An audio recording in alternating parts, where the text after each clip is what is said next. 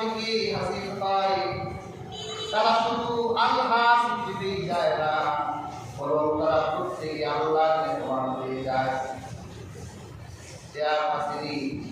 আমাদের বাড়িতে যখন মেহমান আসে, কি বলেন, আমরা মেহমানকে কদর করি কি করি না? করি। আল্লাহর হাবিব তো বলেছেন, মান কানা ইউমিনু বিল্লাহ ওয়াল ইয়াউমিল আখির ফালইউকরিম দাইফাহ। যে ব্যক্তি আল্লাহ আখিরাত বিশ্বাস করে সে যেন মেহমানকে সম্মান করে। যে আল্লাহ আর আখিরাতে বিশ্বাস রাখে সে যেন মেহমানকে সম্মান করে। আমাদের বাড়িতে যখন মেহমানরা আসে, আমাদের কাছে যদি মেহমানরা করে, তাহলে আমরা সেই মেহমানদের আত্মার গ্রহণ করার চেষ্টা করি।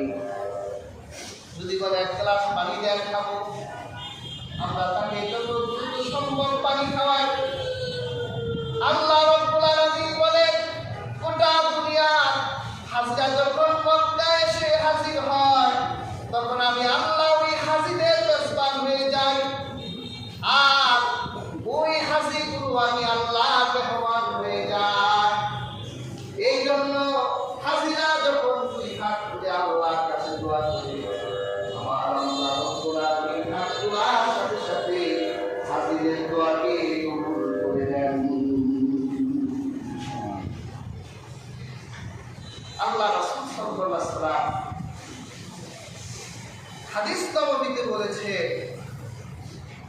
তোমরা যখন হাজিরা হজ করে আসে, তখন তোমরা হাজিদেরকে দেখলে সালাম দাও, তাদের সাথে মুসাফা